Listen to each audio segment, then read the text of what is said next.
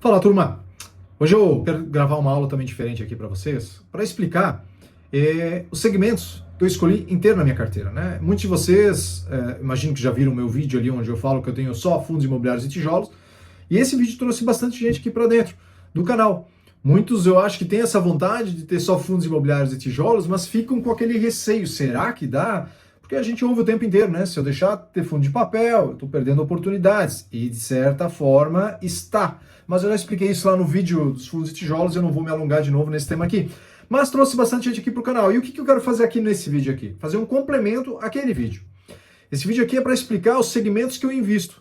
Então eu vou buscar fazer um resumo, vou tentar fazer um vídeo mais breve possível aqui, elencando aqui os principais pontos que me fazem investir nesses segmentos aqui, tá? Então eu quero compartilhar isso com vocês. Antes de eu continuar, obviamente, curta o vídeo, compartilhe o vídeo de repente com algum amigo, colega, sabe, de alguém que gosta de investir em fundo imobiliário, compartilha para ajudar o canal a crescer. E para quem se interessar também, eu tenho aquele meu relatório, os 26 FIs, só que dentro desse relatório vocês vão encontrar de tudo. Por mais que eu não invista em papel, vocês vão ter fundo de papel lá dentro, dos fundos mais arriscados aos menos arriscados. Vocês vão ter um fundo de FIAGRO, um fundo de agro, um fundo de debenture. Então vocês têm uma carteira bem diversificada ali dentro para montar a carteira de vocês, né? O relatório ele tem 26 fundos que eu estudei de ponta cabeça, estudei bastante eles. São fundos que eu tenho uma confiança bem grande quanto a eles. E entendo que, para quem tem um perfil mais conservador, vai conseguir montar uma boa carteira com aquele relatório. Para quem tem um perfil mais arriscado, também vai conseguir montar uma carteira com aquele relatório, tá? Então, o link desse relatório está na descrição desse vídeo, está na descrição aqui do canal também. Acredito que é um relatório que, pelo menos, o pessoal tem elogiado bastante. Agradeço mais uma vez a todo mundo aí que está comprando o relatório, gostando do mesmo. E sempre que eu fizer uma atualização, basta vocês terem esse link ali que vocês ganham de acesso, né, do Hotmart, guardado, link com a senha, que quando eu faço uma atualização no relatório, seja excluindo um fundo, algo que eu não vejo acontecendo tão cedo, mas pode acontecer, certo? E colocando de repente outro, ou acrescentando mais um fundo imobiliário lá dentro, vocês baixam, vocês não pagam mais nada por isso, tá? O relatório custa R$ 29,90, com acesso aí vitalício, tá bom? Então vamos lá, curtiu o vídeo? Vamos agora falar aqui do porquê que eu invisto nesses segmentos. Vou explicar para vocês o meu racional, tá? Então, o que eu tenho dentro da minha carteira? Segmento de logístico. Hoje, o segmento logístico ele representa aproximadamente 40% da receita que eu recebo em dividendos. Pô, não é muito? Sim. Sim e não. Sim. Mas vamos lá, olha só. Por que eu gosto bastante do segmento logístico, tá? Vacância física histórica sempre baixa. Quando a gente pega os imóveis logísticos, tá? Falando do segmento como um todo, daí a gente não tem um histórico tão grande, de 20 anos, por exemplo. Nós temos um e outro fundo que surge em 2010, 2008, e aí nós temos um histórico ali de uns 15 anos, 16 anos, né? Porque uma boa parte dos fundos logísticos, eles começam a surgir ali em 2017, 2018, mas se a gente pega o histórico, então, dali, de 2010 também, para aqueles que já existem, né, e buscamos o histórico daí do mercado como um todo a nível Brasil, a questão da vacância física é baixa. Se a gente compara com Lages, por exemplo, a média, nível Brasil dos logísticos, ela fica ali na casa dos 15, 14, tá? A média. Os fundos que eu tenho em carteira, a média é de 3,5% a 5%. A vacância, pegando os 5 fundos que eu tenho em carteira, são 4 hoje, vai se tornar 5 em breve, tá? Mas é de 4% a 5% a média, certo? Então a gente vê que o segmento logístico como um todo, ele é muito forte, né? É um segmento que eu acredito que vai continuar sendo assim, tá? Os galpões, eles são imóveis que podem se adaptar facilmente para vários perfis de locatários. Então, um galpão, de repente, se ele tem bastante docas espalhadas ali no imóvel dele, é um galpão que tu consegue trabalhar e modular ele ali dentro, né? Sem precisar gastar tanto dinheiro assim. Então, por exemplo, vou dar um exemplo aqui. Tu pega o TRBL 11, ele tem aquele imóvel que o Correio saiu lá em Extrema. É um imóvel que não tem tantas docas assim. Então, o que a gestão vai fazer? Eles vão separar, eles estão buscando locar, mas eles vão buscar separar em até 4 novos imóveis, né? 4 novos espaços antes ocupados só pelo Correio, dividindo em 4 espaços. Porque como tem aquelas quantidades de docas ali, dá para trabalhar tranquilamente ali com 4 locatários. Então, quanto maior tiver docas no imóvel, você consegue ir trabalhando esses galpões. Eles têm essa facilidade, tá? Pelo menos eu enxergo assim, né? E a gente vai vendo isso com os exemplos dos fundos imobiliários, relatórios que eu vou acompanhando, quando de repente era um locatário, locou para 3 locatários, mudaram alguma coisinha lá dentro e pronto, você já tem 3 inquilinos num imóvel que antes era só um inquilino. Então você ganha com isso. As grandes empresas, elas sempre vão precisar de espaço, seja como a Amazon, Mercado Livre, ou mesmo uma empresa menor do ramo de academias e farmacêutica. Então, os galpões, eles são necessários. E eu vejo que eles são muito mais necessários que lajes, por exemplo.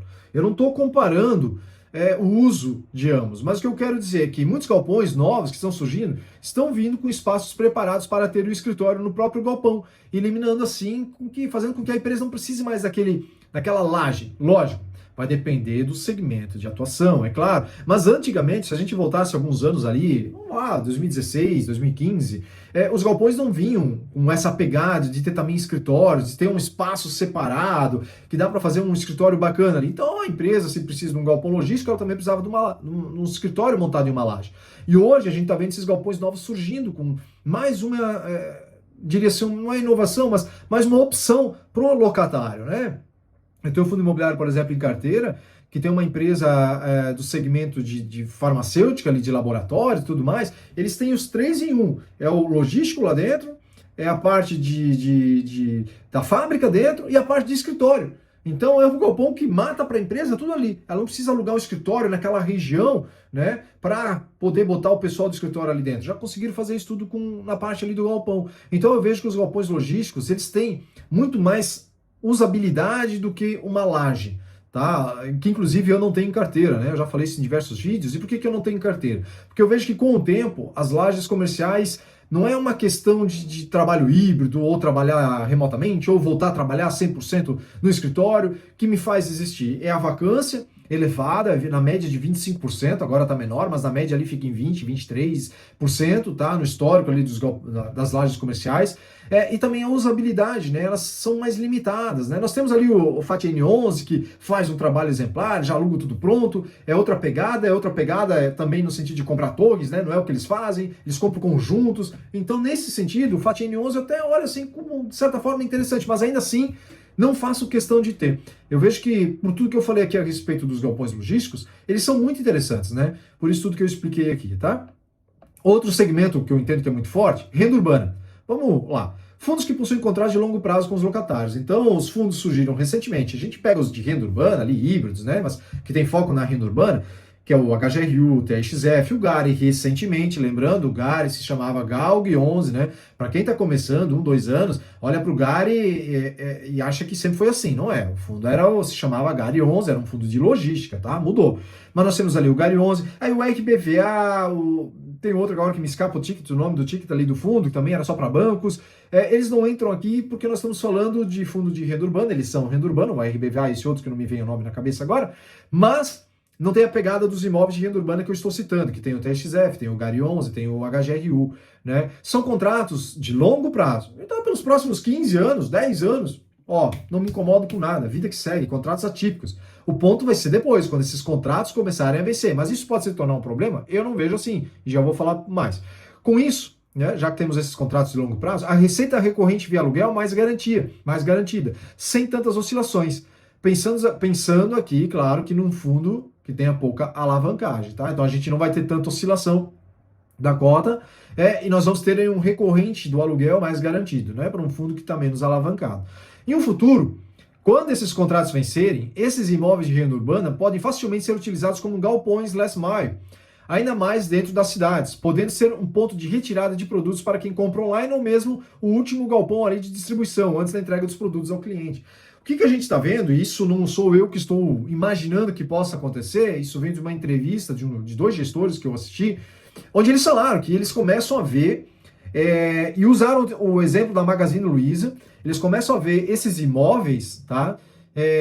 Que hoje locado ali para um Carrefour, para o Mateus, Grupo Mateus, né? E outros perfis ali de atacadão, eles começam a ver que se em algum momento o contrato vence com eles, esse imóvel, caso o fundo não venda e não haja uma renovação de contrato, esse imóvel ele pode ser utilizado como um galpão last mile, o último ponto de entrega, né? Que hoje nós temos alguns galpões logísticos que são assim. Se a gente olhar alguns fundos imobiliários, a gente vai ver que o fundo imobiliário ele tem lá dentro do seu portfólio imóveis que ele considera last mile porque está muito próximo do centro. Então está a 15 quilômetros do centro. É o ponto de referência para distribuir a mercadoria. Eu vejo isso acontecendo com esses galpões, do que o gestor falou, né? Eu vejo que faz muito sentido. Os galpões entrando os galpões aqui, que hoje são locados para a renda urbana, para atacadão, sendo um ponto de distribuição. A Magazine Luiza que eu citei, que o gestor citou lá, e eu achei bem interessante, o que eles estão fazendo? Eles têm esses galpões que são próprios, certo? Ao invés de estocar mercadoria, eles vendem pela internet, certo? Lá no site deles, e nas cidades grandes, e o cliente que comprou a televisão, o micro-ondas, sei lá, ele vai até aquele galpão que está localizado ali no centro da cidade, né? Onde é o mercado hoje, ele vai até lá para recolher a mercadoria. Apresenta o ticket da compra pela internet e recolhe a mercadoria. Então a Magazine Luiza já vem fazendo isso. Isso é algo que de fato pode vir a acontecer no futuro ali com esses imóveis, apesar de que eu entendo que supermercado é muito necessário. Então eu acredito que, vencendo esses contratos, vai haver renovações ali, né? Mas caso não renove, é uma opção, né? E aí vem uma outra questão que também me atrai nos imóveis de renda urbana. Eles possuem os tickets, os imóveis, eles têm tickets de vendas menores, estão podendo negociar, reciclar mais facilmente. A gente pega, por exemplo, um galpão logístico. Pô, um galpão logístico de 70 milhões, 80 milhões. 90, 150 milhões. É mais difícil para tu vender, certo? Agora tu tem um imóvel ali de 15 milhões, outro aqui de 20, outro de 10, outro de 60, né? Apesar de que chega próximo aos 80, né? Mas ainda é 20 milhões a menos, 50 milhões, são tickets menores que dá para tu vender, né? 30 milhões, certo? Então tu dá para vender. E aí agora eu abraço a ideia aqui do renda urbana para o RBVA, para aquele que eu estou tentando lembrar enquanto eu falo aqui, eu ainda não lembrei do nome do fundo imobiliário, que também é um imóvel, é um fundo que mudou, né, o regulamento, então ele vai reciclando seus imóveis agora também, era alocado 100%, se eu não estou enganado, para o Banco do Brasil. Eu acho que era o antigo BBP11, estou tentando lembrar o nome do ticket, não vem quando a gente quer, né? Mas enfim, esses imóveis eles também são de renda urbana. Agora saindo da ideia de supermercados, locando para essas distribuições, mas a gente vê, por exemplo, o RBVA fazendo um trabalho interessante ali nessa questão de mudança de perfil. Então, muita gente questionando, o RBVA questionava bastante, quando vencer os contratos, né, com a Caixa, Santander, como é que vai ficar ali dentro esses imóveis? São imóveis ruins. E a gestão vem mostrando que dá para alocar. Alocaram para a rede de supermercado, alocaram para a clínica de pilates, alocaram para um espaço que vai ser utilizado lá para venda de materiais de construção, alocaram para restaurante recentemente que vai inaugurar, se já não inaugurou, alocaram para academias. Então percebe que o mix, mesmo que era para agências bancárias, com algumas reformas pontuais, a gestão do RBVA conseguiu. Então também são imóveis de renda urbana, agora só saindo um pouquinho desse perfil de galpões, voltando para o urbana, que também eles trazem essa questão, essa opção de diversificação, né? Essa questão de poder mudar esses imóveis, né? Isso traz diversificação também para o investidor, né? Para nós, né? Shoppings, outro segmento que eu tenho em carteira, né? E por que os shoppings, né? Tem gente que tem influenciador, que é de outro ramo, do marketing, que eu acompanho bastante, cara muito inteligente, né? E ele não, até onde eu sei, ele não investia em fundo imobiliário de shopping, porque ele acredita muito que os shoppings iam se acabar, porque ele utilizava lá nos Estados Unidos como exemplo, né? Sendo que lá nos Estados Unidos, nas grandes regiões, os shoppings também estão se recuperando muito bem. Mas ele deixa de fora por causa disso, né? Hoje, comprando tudo online, quem ainda vai para o shopping? E aí é que tá, os shoppings eles podem mudar bastante. Como os galpões dá para a gente pegar, né? Os gestores trabalharem ali e mudarem o perfil daquele imóvel, do galpão logístico para outra coisa, atender outro perfil de locatário, o shopping consegue fazer o mesmo. Então, primeiramente, eles são imóveis bem localizados, certo? Eles possuem ali um mix de locatários, né? Não sendo mais aquele varejo tradicional. Pô, se a gente voltar 15 anos atrás, o que tinha dentro de um shopping? Roupa, calçado, roupa, calçado, era por aí, né? Hoje nós temos o quê? Restaurantes, que alguns restaurantes comuns, McDonald's, Pizza Hut e outros buffets, como nós estamos vendo restaurantes surgindo que não ficam na área principal da praça de alimentação, mas em outros espaços do shopping, onde nós temos café colonial, eu pelo menos falo aqui da experiência que nós temos no Shopping Neumarkt, né, que está listado aí com o Almeida Júnior. Nós temos ali um café colonial, nós temos ali um restaurante no segundo piso mais elaborado. Então a gente vê esses restaurantes, a gente vê clínicas médicas, a Receita Federal está em outro shopping também para emitir passaportes, para tirar a carteira de motorista, tem uma autoescola lá dentro desse outro shopping, daí não é no Neumarkt, é no Norte Shopping, se eu não estou enganado. Norte Shopping? Eu acho que é. Mas enfim, nós temos esse mix maior de academia, salão de beleza. No Neumarkt, por exemplo, pegaram a parte do estacionamento ali de baixo, né? E locaram de uma forma enorme ali, ocuparam muito espaço do estacionamento para uma loja de pet shop, né? Então eles têm de tudo lá dentro. E tá há anos lá. Eu jurava que isso não ia durar muito tempo quando eu vi que inauguraram ali, né? Eu jurava que não durava muito tempo, já são 5 anos pelo menos lá dentro. E atrai, e é no estacionamento. Então todo mundo passa por ali. Na hora de passar para estacionar para ir para o segundo piso, estacionar em outro lugar, mas vê a loja ali quando passa. E tá lá. Então os shopping centers, eles conseguem mudar o perfil de locatário. Bom, você tem a oportunidade, você mora no centro, quer sair com a família, quer fazer algumas compras, ou quer ir almoçar fora. Você tem toda aquela questão de segurança, estaciona o carro com segurança, vai comer num lugar que é seguro, dentro do shopping center. Então, o shopping center eles se adaptam bastante também, né? E aí, eles são imóveis, como eu estava falando antes, né, bem localizados e irreplicáveis. Dificilmente vai ter um concorrente naquela região mesmo próximo, né? Eu acho que se vocês olharem os shoppings na região de vocês, isso deve acontecer também. Então, aqui em Blumenau, nós temos 3 grandes shoppings, tá? São distantes um do outro, né? Um passa pela BR, um é, atrás da rodoviária da cidade de Blumenau, eu sou de Timbó, né, Santa Catarina, e o outro é no centro de Blumenau. E jamais, esse outro no centro de Blumenau, se eu não estou enganado, foi construído na década de 90. E ninguém mais construiu algo próximo porque não dá para construir. Então são imóveis irreplicáveis, né? Não tem como fazer outro shopping center ali no entorno ou próximo a isso, né? Não valeria a pena, né? Se tornaria muito caro. Então, são imóveis que eu vejo assim, que sempre estarão ali trazendo esse retorno interessante para nós cotistas, essa diversificação de receita, né? Se a gente investe em um único shopping, pô, a gente tem uma receita absurda ali dentro, certo? Então imagina tu ter 2 ou 3 fundos de shopping, que eu nem vejo tanta necessidade, mas ainda assim, para quem gosta, né, quer ter mais. Eu mesmo acabei incluindo mais um shopping em carteira, né? Tenho 3 atualmente. A diversificação é muito grande. Percebe? Eu tenho 11 fundos imobiliários na minha carteira. Né? Eu gravei um vídeo, inclusive, explicando todo o racional para cada fundo imobiliário que eu coloquei na minha carteira, só que esse vídeo vai ficar apenas exclusivo para quem é integrante ali dos membros, né? Do membro exclusivo. Né? Então custa R$19,90, né? Você assina ali, quer ficar só um mês, fica. Não quer ficar 2, 3 meses, não fica, né? Ficou um mês, não achou interessante, você sai, né? E eu gravei explicando o racional ali para os membros ali do canal, que eu criei recentemente, não tem nem 10, 15 dias, tá? E eu vejo daí nos shoppings, percebe que essa minha carteira de 11 fundos, ela traz uma diversificação absurda. É que as pessoas elas ficam muito com medo com a queda da cotação. Por quê? Porque tem muita insegurança ainda no que investem, né? Ainda não entenderam exatamente no que estão investindo. Então pega o que eu estou falando tudo aqui e veja a diversificação que eu tenho por vários imóveis, certo? Por isso eu fico muito tranquilo de estar 100% em tijolo. E também de ter 11 fundos na minha carteira, eu não vejo necessidade de ter 15, 18. Ah, mas se a vacância aumentar num dos teus logísticos, já. Hoje 0, de repente vai para 15% de vacância. O imóvel está lá, o dividendo vai cair, provável, paciência, deixa se recuperar. O dinheiro que eu tenho em fundo imobiliário, ele não é para eu vender se eu tiver uma emergência, para eu vender e precisar usar no meu dia a dia. Se numa emergência de uma emergência acontecer, aí sim, paciência, né? E aconteceu, certo? Mas se a cotação cair, eu não me preocupo, porque a ideia não é retirar aquele dinheiro dali. Entendesse? Então eu não me preocupo, né? E eu vejo que com 11 fundos eu tenho uma diversificação significativa, né? E aí, por fim, nós temos aqui os fundos híbridos, certo? Fundos que possuem diversos perfis de imóveis, que são as lajes aí que eu citei que eu não tenho, tá dentro desse fundo híbrido, por isso eu também não tenho lajes, né? Porque a exposição que eu tenho no fundo híbrido aqui dentro, que são poucos que nós temos, então acho que você já pode imaginar qual que é o fundo híbrido, os 2 fundos híbridos que eu tenho na minha carteira, ele já tem lajes lá dentro, né? Então tá ótimo, aquela exposição que eu tenho em lajes dentro desse fundo imobiliário, para mim, tá ótimo, tá? E eles também aumentam a diversificação dos inquilinos em um único fundo, né?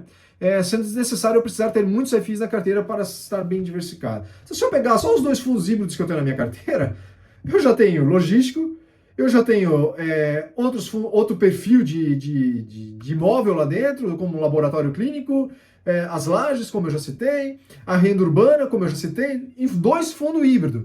Aí imagina eu ter mais 2 fundos urbanos, mais 4, 5 fundos logísticos, mais 3 fundos de shopping.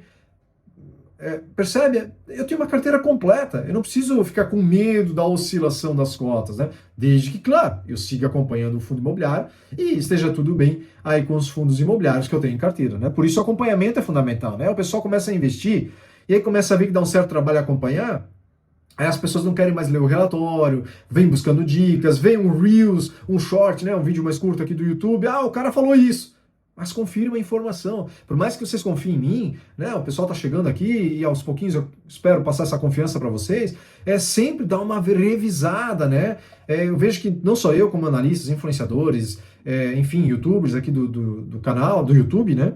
A gente tá aqui para incentivar a investir, seja em renda fixa, fundo imobiliário, ações, etc., né? Que nós temos aí outros ativos, mas não é para seguir cegamente, né? É confiar, é claro, mas não seguir cegamente, né? E o pessoal, eles acabam meio que desanimando por isso, né? Tem que ler, tem que ler. É por isso que eu digo, não quer se incomodar? Assina alguma coisa. Ou assina uma casa de análise que você confia bastante, ou assina o meu canal aqui, o grupo de membros, que lá dentro vai ter um atendimento mais exclusivo, ou participa, por exemplo, do meu grupo fechado, lá no WhatsApp, que daí tem uma mensalidade maior, já falo aqui que custa R$ 79,90, mas é um atendimento muito mais exclusivo também, tá? Ou então assina, como eu disse, né, alguma casa de análise, algum analista que você confia bastante, tá? Mas não dá para investir e esquecer. Ah, vou comprando todo mês, né? Como eu vejo alguns comentários aqui, né, pessoal que foi comprando fundos ruins, agora deixo lá, vamos ver no que vai dar, né? Aí, claro, não vai conseguir se aposentar, tá? Ou então viver da renda, ou então ter os fundos imobiliários com uma renda complementar e ainda proteger o patrimônio ali da inflação doméstica, né? Não o IPCA, inflação doméstica, tá? Então esses são os segmentos aqui que eu invisto, tá? Busquei explicar de uma forma muito resumida, o vídeo acabou ficando com 22 minutos, espero que vocês tenham chegado até o fim do vídeo, para ir entendendo, né? E se ficou com alguma dúvida também, fica à vontade, tá? Comenta aqui no vídeo, de repente coloca ali os segmentos que você investe, por que você investe, né? O que você gosta. A ideia do canal aqui é a gente seguir trocando informações, tá? Por fim, reforçando, se ainda não curtiu, curte o vídeo para ajudar o canal a seguir crescendo.